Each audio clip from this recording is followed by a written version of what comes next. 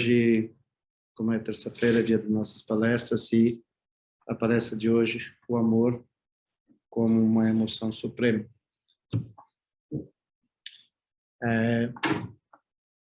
Geralmente, a gente fala que as emoções... A gente sempre fala das emoções negativas, né? Como raiva, ódio, inveja, ciúmes, enfim. Mas, e também a gente diz que quando nós estamos tomados por um surto de emoções fortes, nós perdemos a lucidez. Nossa cognição, nossa capacidade de cognição cai muito quando nós estamos sob a influência de fortes emoções. E aí, uma coisa que a gente vai estar falando hoje é, por exemplo, o amor é uma emoção. O amor é uma emoção positiva, construtiva, mas a gente tem que entender que talvez hoje em dia a gente fale a palavra amor se referindo muito mais à paixão, apego, do que o amor como o amor universal, o amor humano, o amor que humaniza, o amor que é alicerce dentro da nossa sociedade humana. Então a gente vai falar sobre esse aspecto, né? Então, às vezes, a Sociedade Dalai Lama diz, como exemplo, que o amor verdadeiro, a compaixão que brota da mãe para o seu filho, né? Ele usa a mãe. Pode ser o pai ou qualquer uma das pessoas que tiver essa função para conosco, mas quando sua santidade usa esse exemplo, né, reconhecendo que muitas pessoas podem ter exercido essa função na nossa vida e certamente tendo assumido essa função, essa pessoa também foi capaz de desenvolver essa mesma experiência de amor. Mas quando nós falamos de amor, nós podemos dizer que amor é uma ressonância de sentimentos, percepções que surgem quando duas pessoas ou mais pessoas... Eu vou começar dando exemplo de duas pessoas e depois nós vamos ver que essa mesma experiência ela é capaz de se expandir para inúmeros seres. Mas a ressonância que existe entre duas pessoas que vão se percebendo cada vez mais. E elas entram numa ressonância de pensamentos, de ações, de sonhos, mas também esse amor desenvolve um sentimento de cuidar, de cuidado, de zelo, um pelo outro. E esse é um sentimento que une.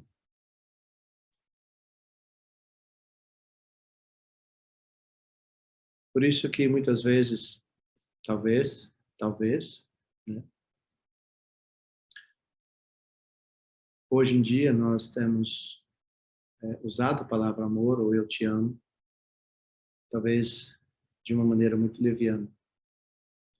Não verdadeiramente nessa ressonância do cuidar, do se preocupar, do estar e principalmente longe da ideia do possuir, do dominar e do controlar. Então, talvez esse é um grande exercício que eu gostaria de trazer nessa conversa.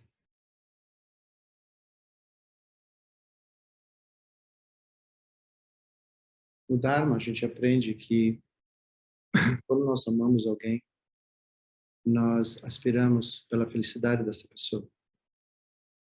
Nós nos preocupamos, nós ajudamos e nós damos liberdade a esta pessoa para que ela cresça, que ela floresça todo o seu potencial humano.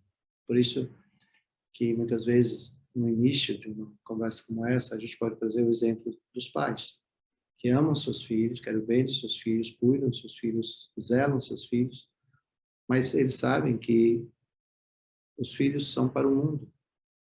Eles não criam os filhos como objeto de posse, de controle. Eles sabem que em determinado momento esses filhos vão criar seus próprios caminhos e vão seguir suas vidas. E amar verdadeiramente é aspirar que eles tenham caminhos felizes, caminhos realizadores. Por outro lado, quando nós percebemos o amor como uma ideia de posse, de controle, e isso leva à emoção de ciúmes, por exemplo, já não é mais o amor que nós estamos falando aqui.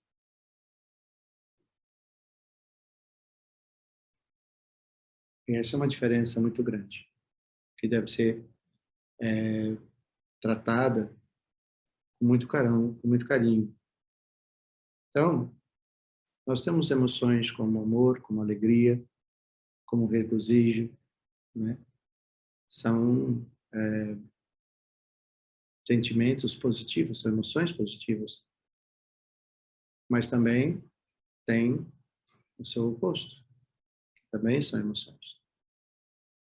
Como que nós podemos fazer para cultivar essas emoções dentro de um campo positivo e construtivo?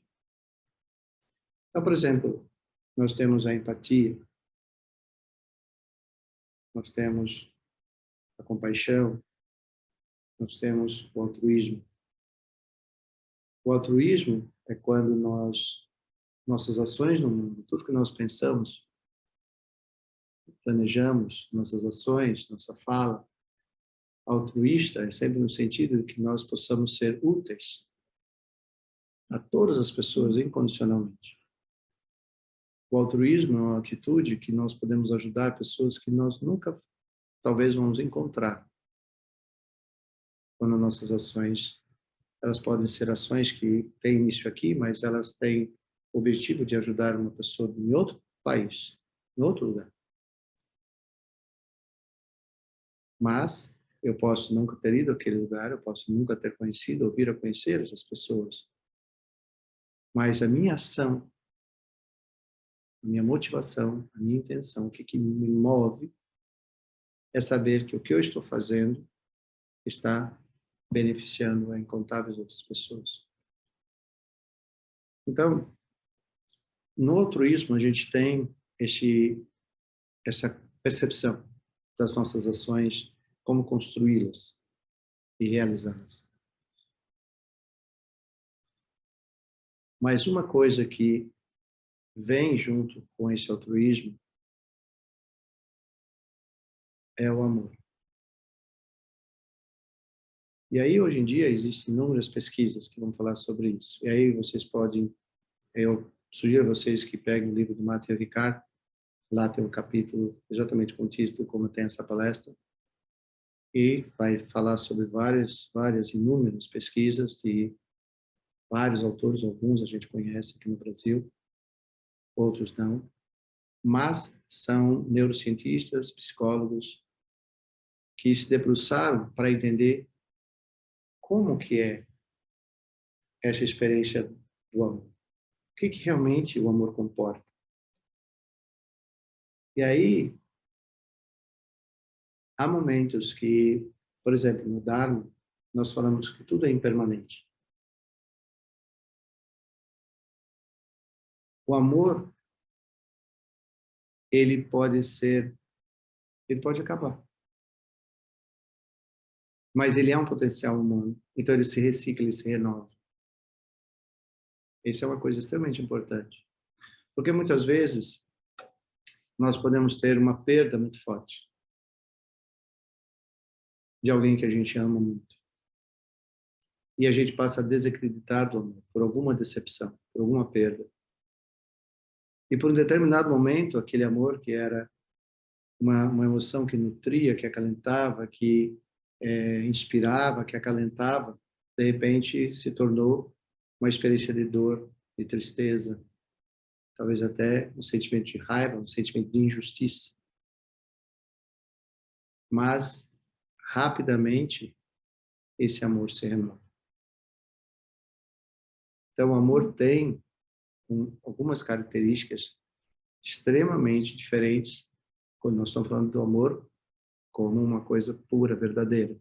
Nós não estamos falando do amor-paixão, do amor inspirado na parceria, né? Entre pares, o amor sexo, o amor desejo.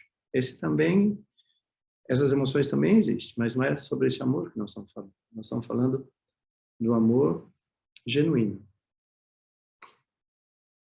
Então, por exemplo, dentro das 4 imensuráveis, quando a gente diz possam todos os seres ter a felicidade e as causas da felicidade. Essa frase, ela representa essa força do amor. Possam todos os seres ter a felicidade e as causas da felicidade. Então, como eu falei uns minutos atrás, quando nós verdadeiramente amamos alguém, nós aspiramos que as pessoas sejam felizes. Aí, por exemplo, quando no mundo, né, como a gente age, a gente se apaixona, ama alguém, e a gente acha que essa pessoa, a gente quer que essa pessoa seja feliz, mas nós queremos, de uma maneira muito egoísta, que nós venhamos ser a fonte do amor que faça essa outra pessoa feliz. Então, no amor genuíno, eu aspiro que uma pessoa seja feliz, mesmo que eu não faça parte dessa experiência de felicidade dela. Aí é o pensamento egoísta. Então, quando nós meditamos em amor, por exemplo, nós deliberadamente, intencionalmente, nós pensamos no amor e aí a gente pode olhar para as pessoas dentro da nossa meditação que a gente sente que ama, que possa estar envolta nessa nossa experiência e sustentação de amor. Se nós quisermos experienciar verdadeiramente se o que nós sentimos por essas pessoas é amor, nós deliberadamente pensamos que essa pessoa se foi, que ela fez a escolha de nos deixar, de seguir seu caminho. E o que a gente sente quando nós imaginamos que essa pessoa que nós dizemos que amamos escolheu ir embora? Ou sozinha, ou porque ela achou alguém com quem ela se sinta feliz. E ela quer, ou ele quer, dedicar um tempo a estar juntos. Como que a gente se sente quando a gente imagina isso em relação a pessoas que a gente ama? Por exemplo, nós amamos nossos pais, por exemplo, ou aqueles que cumprem esse papel na nossa vida.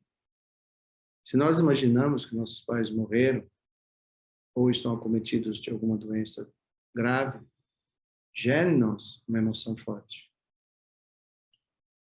Mas o amor tem uma capacidade, isso a ciência hoje está muito em cima de nós entendermos isso, que o amor tem uma capacidade de expandir a nossa compreensão. Essa é uma das maiores belezas que a qualidade do amor tem.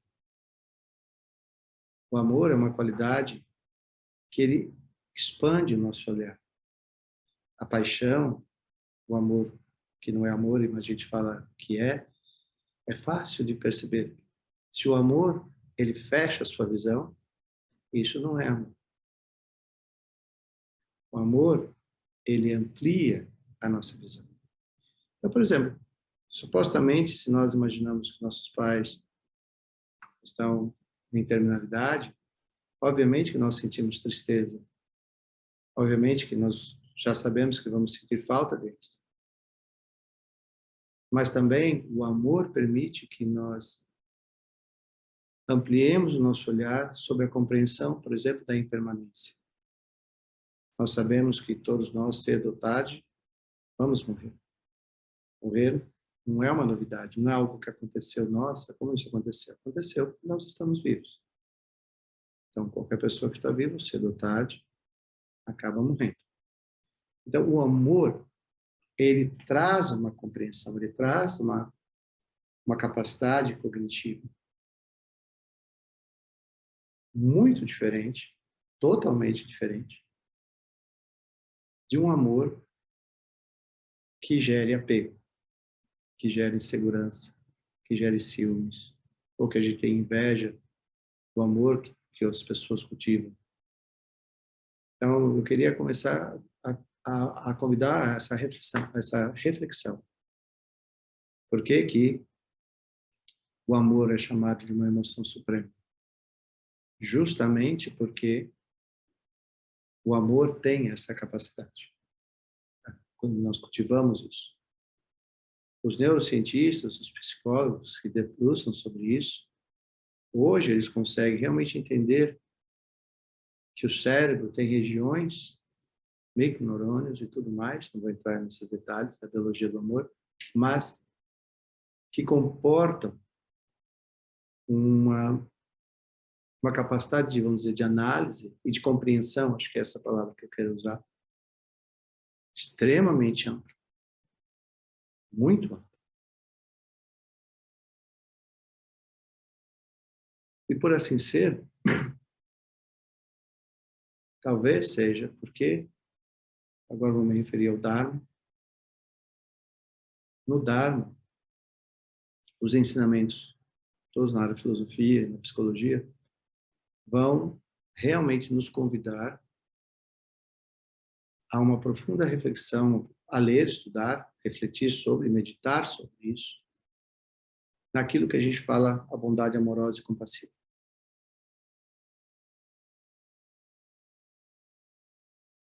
O Buda ensina que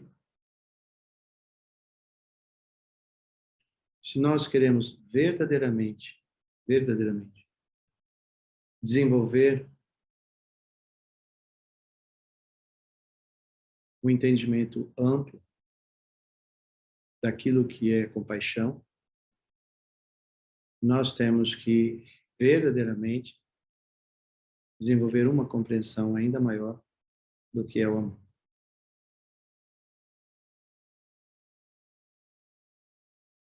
Se nós, por exemplo, lembrarmos que dentro dos ensinamentos, dos primeiros ensinamentos que Buda concedeu sobre isso, que são as 4 grandes virtudes dos Brahmaviharas, ali naquele ensinamento, ele traz o que hoje em dia a neurociência, ou esses psicólogos, como o Ekman, por exemplo, traz tão forte. Se nós verdadeiramente queremos nutrir uma humanidade que seja capaz de subjugar todas as visões distorcidas que nós temos da realidade ou das relações humanas, se nós realmente queremos sermos capazes de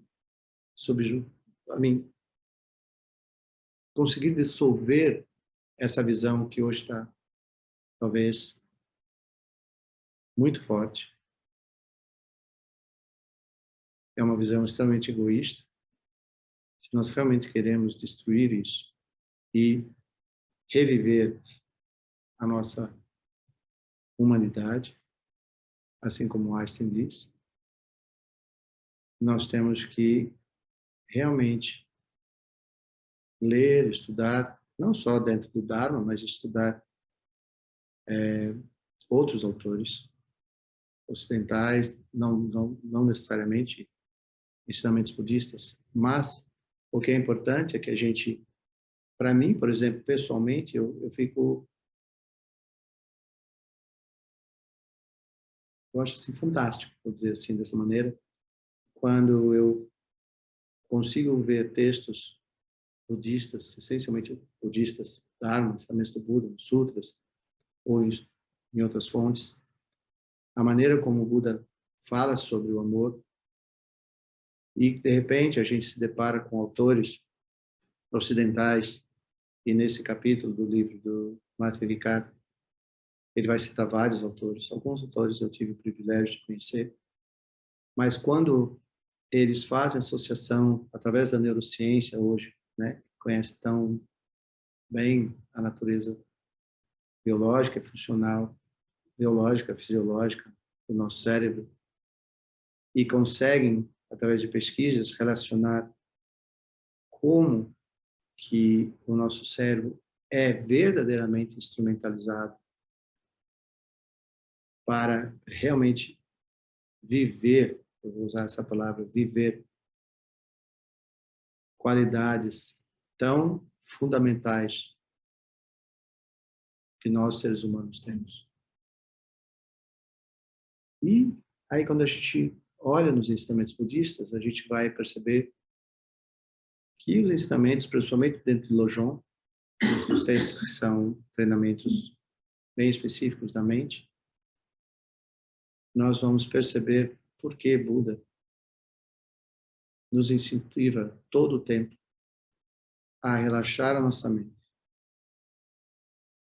deixar que nossa mente repouse no estado de lucidez e serenidade, que no Dharma a gente chama de luminosidade, espaço, amplitude,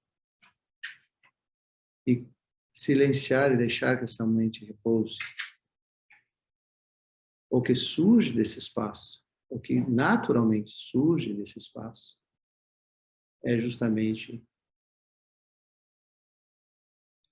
essa, em inglês a gente fala limitless, essa sem limite, essa experiência sem limite dessas qualidades tão fundamentais como o amor, a generosidade, a compaixão. Também nós podemos chamar de empatia. E aí nós vamos mais ainda começar a entender o quanto dois aspectos humanos tão importantes, que é a ternura e o afeto. Então, quando uma criança, nós somos nutridos pelos nossos pais, pelos nossos avós, ou seja, aqueles que estão ali cuidando, nutrindo o nosso crescimento, o quanto eles oferecem para nós ternura, afeto, carinho, compreensão, gentileza.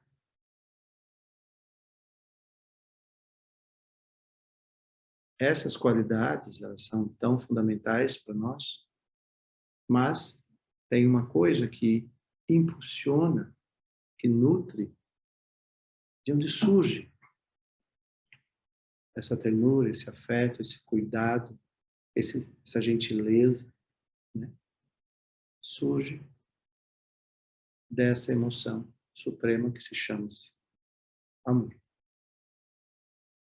Então, quando nós verdadeiramente nutrimos isso, e esse é um ensinamento fundamental do Dharma, e hoje tudo isso tem um respaldo do conhecimento que a neurociência, a psicologia moderna foi desenvolvendo e que vai de encontro a um ensinamento milenar, ao que o Buda dizia quase 3.000 anos atrás. Só que hoje a neurociência, tudo isso, mostra esse cérebro, né? Ele é instrumentalizado para produzir isso. Afora isso, também hoje em dia temos qual o impacto positivo que as emoções positivas têm no nosso processo de cura, por exemplo, de uma doença, de uma enfermidade. O quão benéfico é quando nós assumimos uma postura, né, de sermos responsáveis, né? A gente não fica mais de coadjuvante, a gente vai assumir o papel de protagonista. Ou seja, nós entendemos que a nossa postura mental, ela é verdadeiramente metade, vamos dizer assim, de um processo de cura. Porque quando o nosso cérebro ele é totalmente envolto, né? Nele surgem todas essas qualidades, todas as emoções positivas e construtivas. Ele favorece todo um ambiente interior, né? A gente vai falar sobre isso, a gente já falou sobre isso em outros encontros. Mas o quão incrível é isso? Além de simplesmente mencionar pesquisas que mostram o quão importante é a empatia entre o paciente e o médico ou aqueles que estão cuidando dele. Essa empatia. A empatia é essa porta, esse movimento inicial, né? Que permite que eu me sinta acolhido, protegido, um estado de confiança, que o melhor está sendo oferecido para que eu possa me recuperar. Então, tudo isso, né, nasce verdadeiramente quando nós nos sentimos amados. Porque o amor, ele traz algumas experiências tão fundamentais, isso os bebês, as crianças. Quando eles se sentem amados, eles se sentem protegidos. Então, essa ressonância que há,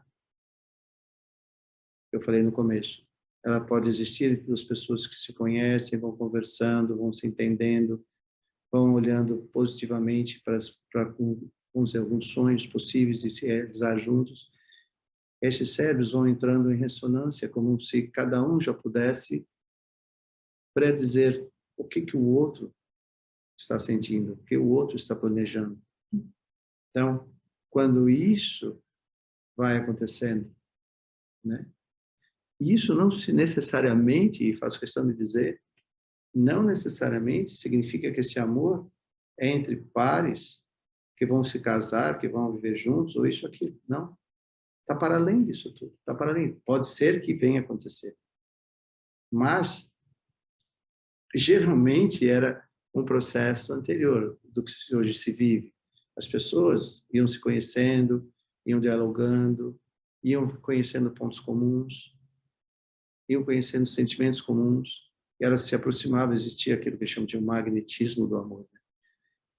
E quando aquilo tudo chega numa ressonância tão grande, elas já conseguem sentir, perceber o que o outro está pensando, o que faz o outro feliz. Existe uma preocupação em alinhar as ações, as atitudes humanas, de maneira a não provocar nenhum desentendimento, a não provocar nenhum sofrimento. E elas vão cultivando isso por muitos anos. Pode ser que, no caso, que se for, né, isso for entre pares que tem a intenção de vir a se unir, né, como casamento, é assim, deveria ser o preparo para isso. Quando se chega num ponto que agora a gente, bom, daqui nós construímos uma percepção um do outro, uma compreensão um do outro, uma emoção tão positiva e construtiva do querer, do cuidar, do proteger, do zelar e de aspirar. Aqui é o que vem a coisa principal, de aspirar que cada um viva o seu sonho, construa aquilo que é importante para a sua vida, sem um encobrir ou esquecer que o outro também tinha um sonho. Mas esse raciocínio, ele não é válido para dar suporte somente a pessoas que têm intenção de vir a construir uma vida em comum. Na verdade, esse sentimento deveria ser um sentimento de comunidade, né? Grupos de pessoas que vivem no mesmo lugar, por exemplo, e que desenvolvem essa preocupação, esse cuidado um pelo outro, de zelar um pelo outro, e assim sucessivamente. Isso me lembra um pouco do Nepal antigo, quando eu comecei a ir para lá. Aquelas coisas que a gente ocidental não devia julgar quando se usa a palavra casta. Mas a casta simplesmente famílias, grupos de famílias que compartilham a mesma comunidade, compartilham o mesmo campo, né? E as famílias compartilham cuidar a responsabilidade pelas crianças, e assim por diante. Tanto é que as crianças chamam as tias de mãe, né? Chamam os primos de irmãos. E eles têm muito forte nisso, que eles são irmãos, e que essas tias são mães, porque a maneira como a família se constitui no seu dia a dia permite que isso, saiba, eles sabem quem é a mãe biológica, mas eles não percebem a diferença entre a mãe cuidando, a tia cuidando, por exemplo, porque todos cuidam com esse mesmo amor, zelo.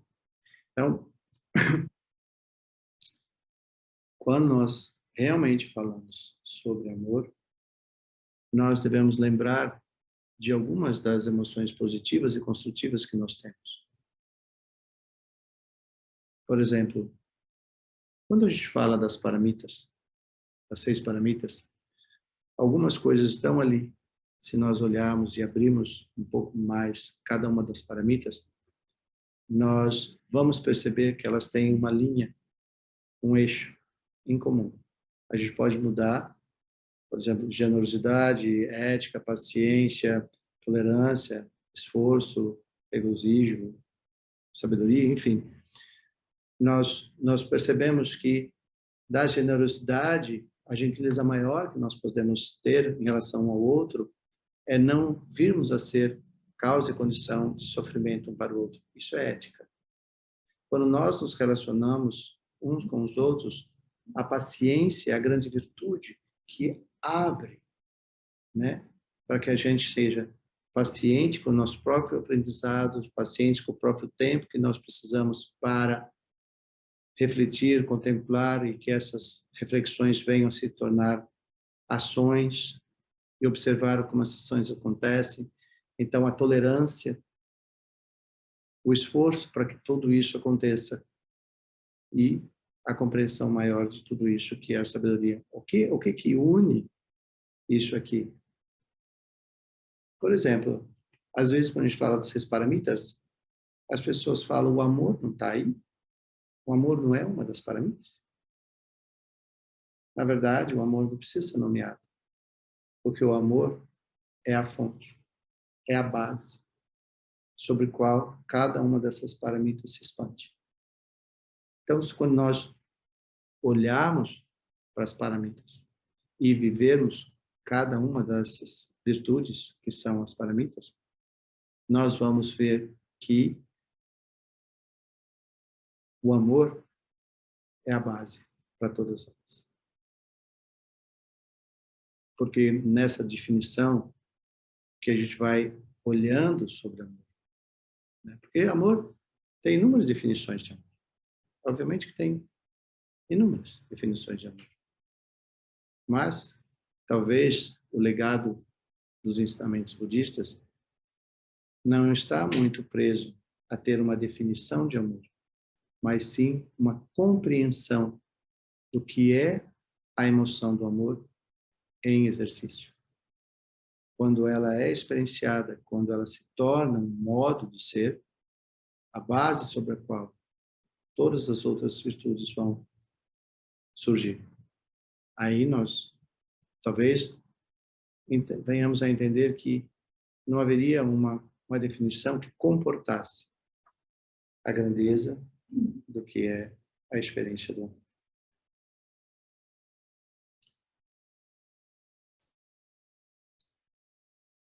Acho que foi o Richard Davidson, eu sempre troco David Richard, acho que é Richard Davidson, que, como resultado de uma pesquisa dele, muito bem fundamentada, ele diz que a base do cérebro é bondade. Agora, a bondade, ela é uma das qualidades que brotam naturalmente daquilo que a gente chama da emoção do amor.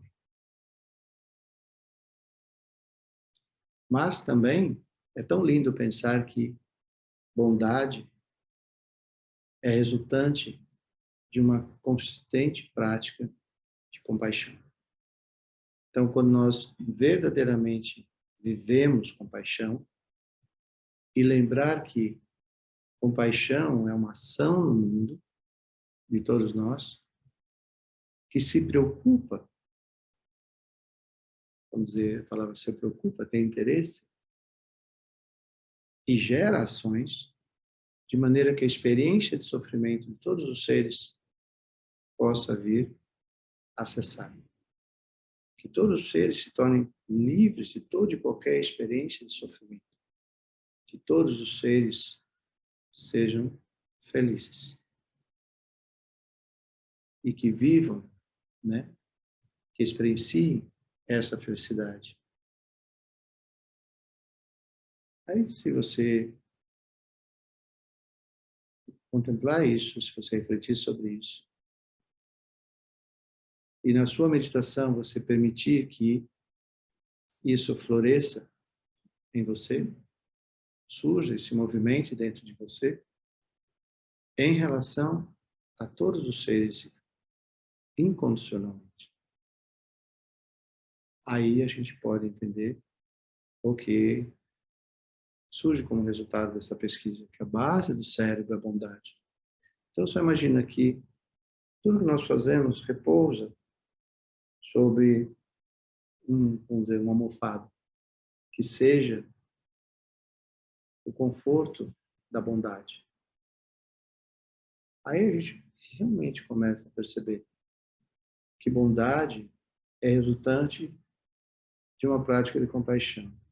A compaixão significa um pensar, falar e agir na direção de liberar todos os seres de toda e qualquer experiência de sofrimento. Então, quando nossa mente repousa nisso, nessa perspectiva, essa mente e essa experiência se torna vasta, ampla, luminosa, incondicional.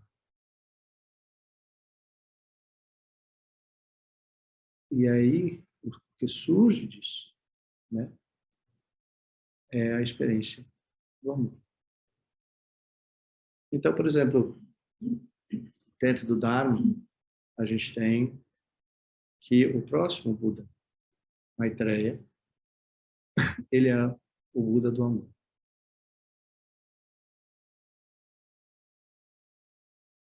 E esse período que nós estamos vivendo de Buddha Shakyamuni é a expressão, um convite à grande reflexão da bondade amorosa e compassiva. Ou seja, a compaixão como base para que as outras virtudes possam coemergir. E ao final, então, a gente pode pensar, bom, se essa base é a bondade, né, e essa bondade ela é resultante de uma ação compassiva, onde em uníssono se aspira que todos os seres venham ser livres da experiência de sofrimento, que todos os seres possam, ao se libertar de toda a ignorância que é a causa e condição que sustenta o sofrimento. Quando eles se libertam desses grilhões da ignorância, aí eles experienciam, né, o quê? O resultante da bondade, ou seja, da compaixão. Surge como essa experiência que se expande da bondade, e dessa bondade surge uma gratidão, e essa gratidão se revela como a grande experiência do amor. E o amor de Maitreya representa exatamente essa percepção, que o amor é o que liberta, aquilo que nos permite, vamos dizer assim, viver em plenitude. E um dos ensinamentos mais importantes, talvez, vamos chamar assim, é o ensinamento do regozijo. Regozijo significa a nossa alegria espontânea, aquilo que coemerge naturalmente. Todo e cada vez que nós vemos alguém feliz, nós regozijamos com aquela felicidade. O ensinamento fala, né, que todas as vezes que nós nos sentimos felizes em ver alguém feliz, é quando nós começamos a descortinar a possibilidade de uma experiência daquilo que se chama felicidade genuína. Quando nós vemos pessoas felizes, como pessoas sorrindo naturalmente, lembrar que felicidade não é euforia. Felicidade é simplesmente felicidade. Alegria, sorriso, bem-estar. E nós olhamos para isso e naturalmente experienciamos alegria, contentamento, regozijo. E os professores nos ensinam que todas as vezes que a gente vê alguém feliz, que surge em nós um pensamento do tipo, possam todas as causas e condições que estão sendo ali oferecidas e experienciadas como felicidade, possam elas ser duradouras. A gente fala duradouras porque todas as coisas que se experienciam surgem devido a causas e condições. Então, nada é permanente.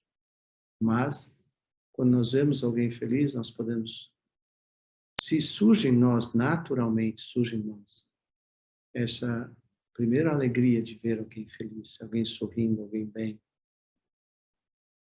E naturalmente surge junto com isso a aspiração de que possam todas as causas e condições que estão oferecendo essa experiência, que coemergem, oferece essa pessoa essa experiência, que essas causas e condições sejam duradouras e que essa alegria, essa felicidade possa ser experienciada, né, por um bom tempo.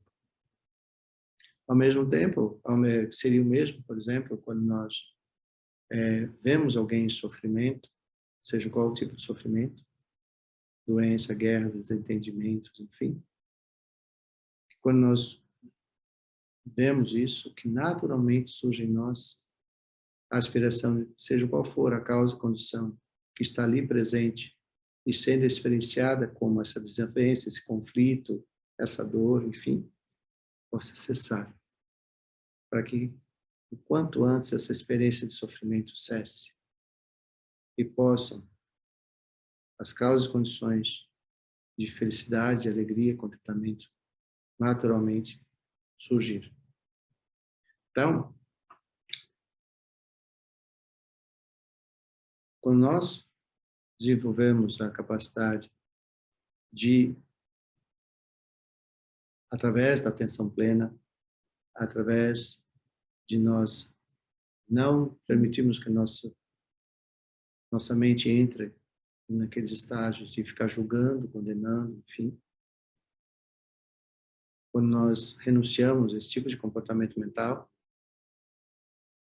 e nós assumimos essa mente amorosa, compassiva, para com todos os seres,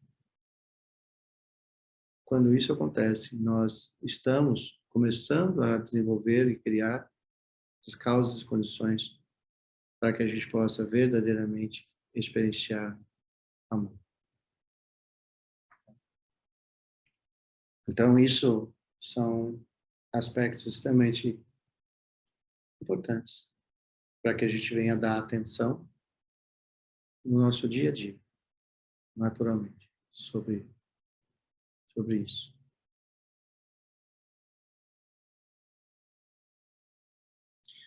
Uma outra maneira que nós nos aproximarmos dessa temática é nós exercitarmos um pouco através da atenção plena e da meditação e tudo mais.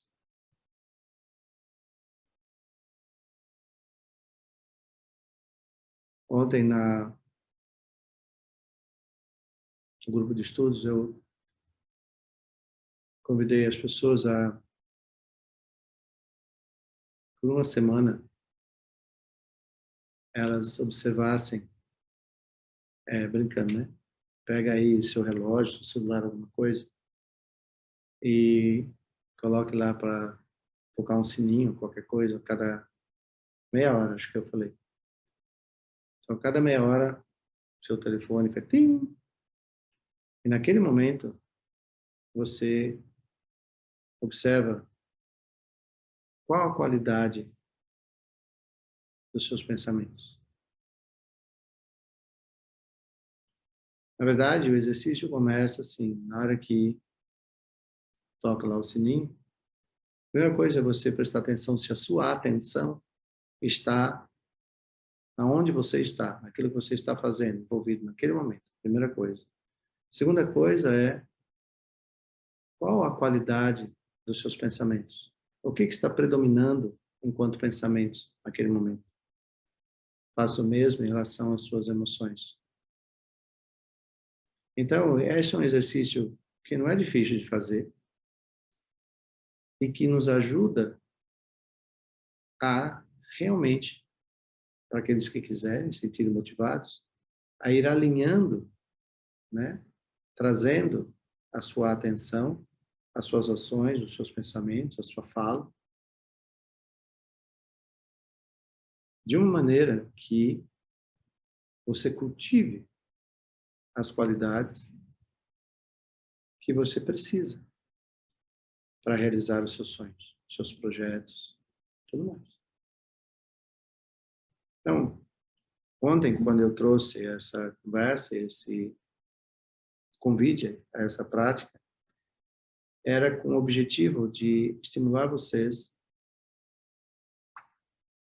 a realmente observar qual a qualidade dos seus pensamentos, qual a qualidade das suas emoções. Observar se você nutre e se você tem experienciado aquilo que é tão fundamental para nós seres humanos, que são as emoções positivas e construtivas, como o amor, a generosidade, a bondade,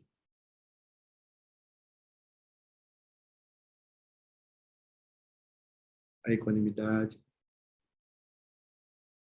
Se nós não treinarmos a nossa mente a cultivar essas emoções positivas e construtivas, facilmente, no dia a dia, ainda mais para quem vive em grandes centros, é muito mais fácil nós estarmos, a maior parte do tempo, muito distante disso que nós estamos falando aqui agora, do amor e das emoções positivas e construtivas. E ficarmos a maior parte do tempo cultivando e expostos às emoções afetivas. Que, ao contrário de tudo que eu falei até agora sobre as emoções positivas baseadas no amor, essas emoções afetivas, ciúmes, inveja, raiva, ódio, ambição, mesquinhez, e assim por diante, essas emoções negativas acabam por comprometer em muito a nossa saúde, a nossa longevidade, as nossas relações humanas como um todo, e em particular com a nossa família, ou com aqueles que são as pessoas mais próximas a nós. Então, se nós falamos do amor como uma emoção nobre, né, ou uma emoção soberana, e nós lemos sobre isso, estudarmos sobre isso, e quisermos verdadeiramente cultivar uma emoção tão nobre, começa por nós começarmos a observar se tais qualidades fazem parte do nosso contínuo mental. Se tais qualidades têm sido expressas em nossos pensamentos, na maneira como nós conversamos e falamos e nas nossas ações.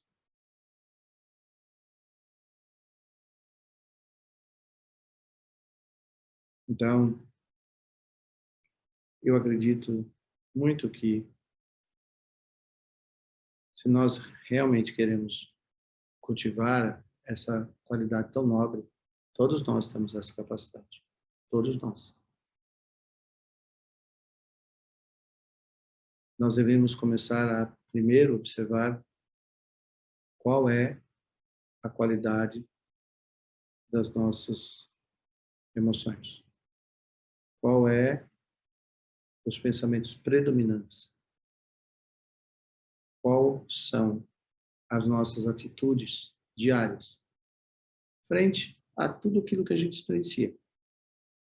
Nós experienciamos muitas coisas durante o dia que nos convidam a várias emoções aflitivas, a vários pensamentos ruins. E aí é nesses momentos que a gente deve observar, uau, se estourar, acender um fósforo do meu lado, eu saio incendiando. Né? Brincando, né? No sentido que eu estou queimando de raiva. O ponto da meditação,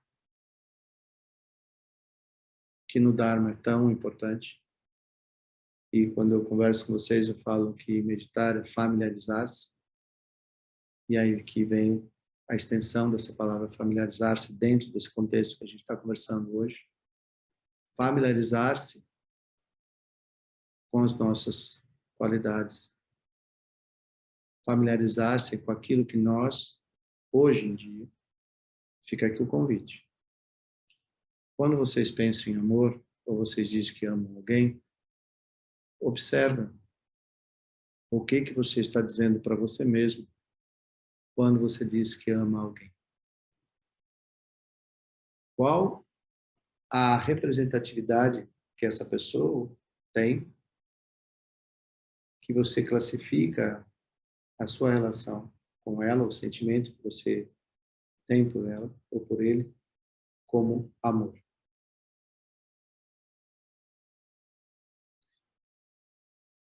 Observa se, quando você olha por a pessoa que você diz que ama, qual o nível de liberdade que você dá a esse sentimento?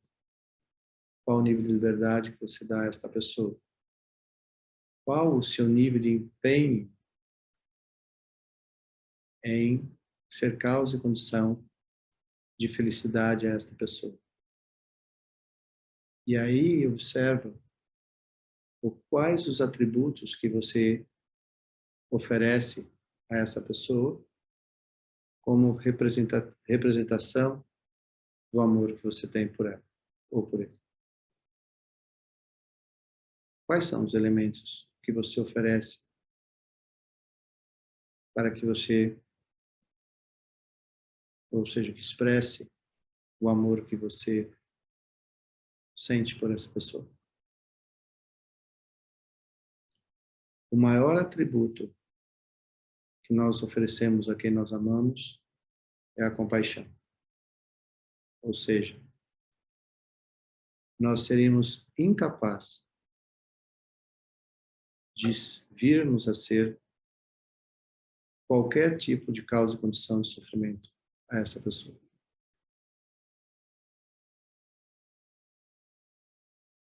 O segundo atributo do amor é a generosidade. Dentro da generosidade é que está o que nós falamos de liberdade. Então, a minha generosidade doa, né? A generosidade é doar de si, doar-se. Mas aqui significa a doação que se expressa como liberdade. E por último, vem aquilo que nós chamamos de alegria ou felicidade ou contentamento. Olhar de maneiras diferentes disso. Mas, quando nós amamos alguém, nós aspiramos que ela seja feliz. Nós aspiramos pela alegria dela, pelo contentamento dela. E olhamos qual é a liberdade que nós oferecemos para que ela venha escolher a sua liberdade, manifestar a sua liberdade, se expressar dentro da sua liberdade plena. Então, eu falei em relação a uma pessoa.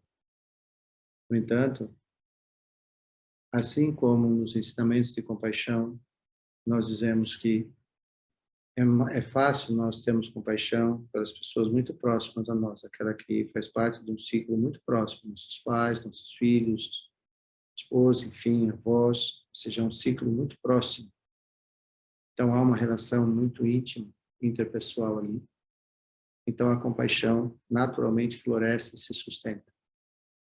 Quando você começa a ampliar esse anel e trazer outras pessoas,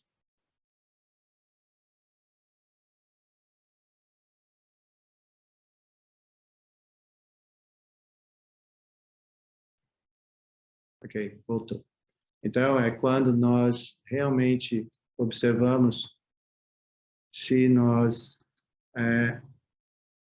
amamos essa pessoa ou estas pessoas. Ou seja, o Dalai Lama ensina assim que nós devemos amar, nesse sentido, do amor que eu estou falando, o maior número de pessoas possível.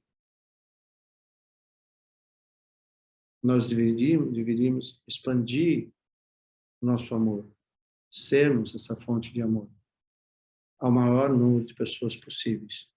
E por que ele diz isso? Por causa da impermanência. Então, se nós amarmos um número de pessoas muito restrito, cedo ou tarde, pela própria impermanência, por uma razão ou outra, nós começamos a perder as pessoas. Elas morrem, elas vão embora, alguma coisa assim.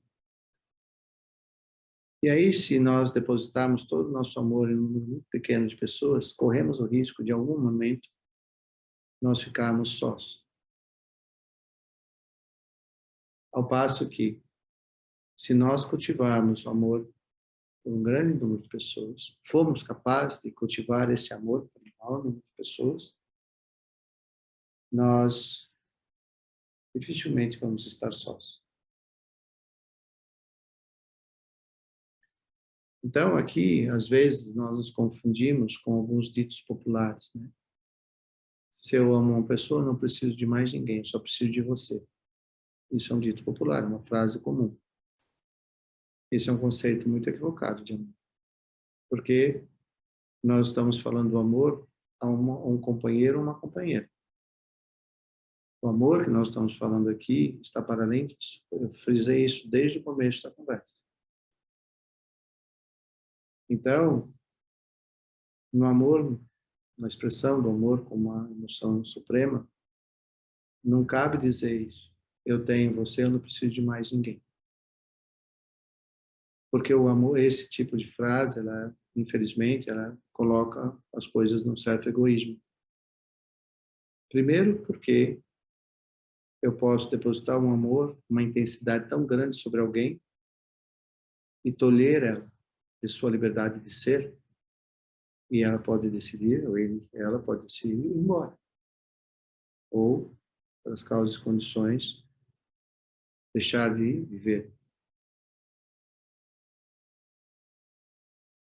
Então, por outro lado, existe uma outra maneira de observar isso, que corre no mesmo exemplo de compaixão. Se eu consigo expandir a compaixão que eu sinto por meus pais, por meus filhos, por meus avós, eu conseguir expandir essa mesma qualidade compassiva para o maior número de seres, eu estou beneficiando a partir dessa experiência. Eu agora estou expandindo essa experiência e tornando-a possível para um número incontável de seres. O amor é a mesma coisa. Se caso você esteja vivenciando o amor por alguém, um amor tão sublime, tão nobre, observa se essa experiência pode ser multiplicada. Então, se você tomou como exemplo essa experiência, você quer que através dessa experiência todos os seres se tornem objetos do seu amor.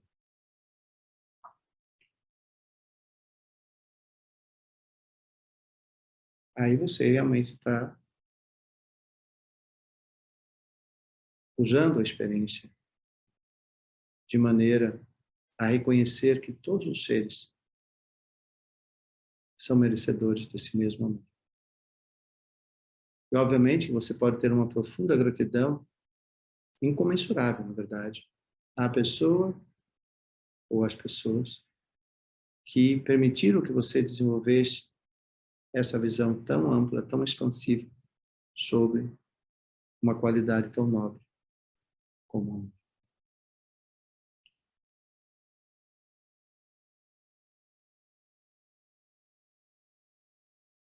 Dentro do Tantra superior, quando a gente fala em consórcio, pai, mãe e união, consórcio, né? Pai, mãe e união, nós estamos, na verdade, essa expressão, né? Quando aqueles que vocês que estudaram o Dharma, enfim, chegarmos nessa mesa do Tantra, vocês vão entender e vão, através do ensinamento, sua própria meditação e tal, vocês vão chegar nesse lugar de compreender o último ensinamento que o Buda nos levou, que é o Tantra. E aí é justamente essa experiência do amor e da compaixão em união, onde não se busca um prazer egoísta, mas a energia gerada pela união do amor e a compaixão, ela é incomensurável. Ela se expande e se irradia a todos os seres a partir da união do consórcio Pai. Esse é o fundamento do começo da conversa. Ou seja, quando nós verdadeiramente experienciarmos amor, não existe egoísmo mais em nós. Existe o amor e a compaixão em união. Por isso que nos ensinamentos basilares do budismo, não raras vezes, os professores falam os exemplos que diz que amor e compaixão são dois lados de uma mesma moeda. Enquanto a compaixão aspira pela cessação de todo sofrimento, o amor aspira para que todos os seres sejam genuinamente felizes. Então, quando nós fomos capazes de experienciar o amor para além de qualquer visão egoísta, fomos capazes de experienciar o amor como a manifestação última da nossa existência como seres humanos e deixarmos que esse amor se expanda livremente, aí nós estamos verdadeiramente experienciando o que é o título da palestra de hoje, o amor como uma emoção soberana. Então eu penso que era isso que eu queria falar com vocês hoje. É uma temática muito linda. Eu convido vocês, tem no livro do Matthieu Ricard um capítulo sobre isso. Eu convido vocês a lerem. Ali ele vai falar vastamente sobre o que hoje a ciência está investigando sobre isso, as descobertas e a beleza disso tudo, para aqueles que já estudam o Dharma há muito tempo, é ver, né, que o Buda já falava sobre isso há tantos anos, há tantos milênios, né? E hoje em dia, com todo o respaldo da ciência, da neurociência principalmente, nós viemos a entender por que o Buda dizia a importância de nós cultivarmos as qualidades humanas basilares e as emoções positivas e construtivas, né, como propulsoras de um movimento na nossa existência, na nossa vida, e assim nos tornarmos seres verdadeiramente capazes de ajudarmos uns aos outros e com isso todos nós